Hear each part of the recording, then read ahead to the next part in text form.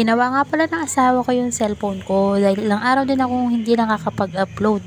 Talagang ano talaga yung cellphone ko, talagang hindi ko na talaga magagamit kasi yung anak kong makulit, siya talaga yung nakakasira niyan. Kaya ilang beses na yan pilitan ng asawa ko. Buti na lang pinilitan ulit ng asawa ko kasi nga wala akong gagamitin pag ako ay umalis. Yan nga pala yung ginagamit niya pag mag-aayos ng cellphone ko.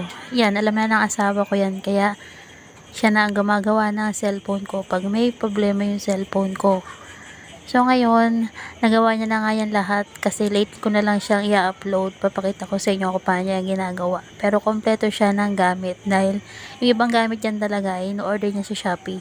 In-order niya rin yan sa Shopee yung mga kailangan namin na kailangan sa cellphone ko, yung papalitan na LCD. In-order niya rin yan sa Shopee. So yan, ayaw niya talaga magpapabideo dyan. Kaya binidyohan ko siya. Sabi ko sa kanya, testingin ko lang kung okay na yung cellphone. Ayaw niya talagang pa-video dyan. Kaya binidyohan ko pa rin siya kahit ayaw niya.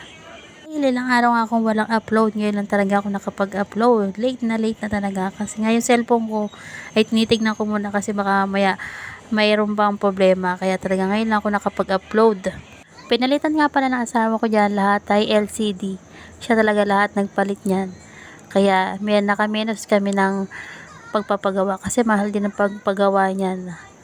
Siya, bumili lang siya ng mga gamit niya na kailangan niyang LCD, in-order niya lang sa Shopee.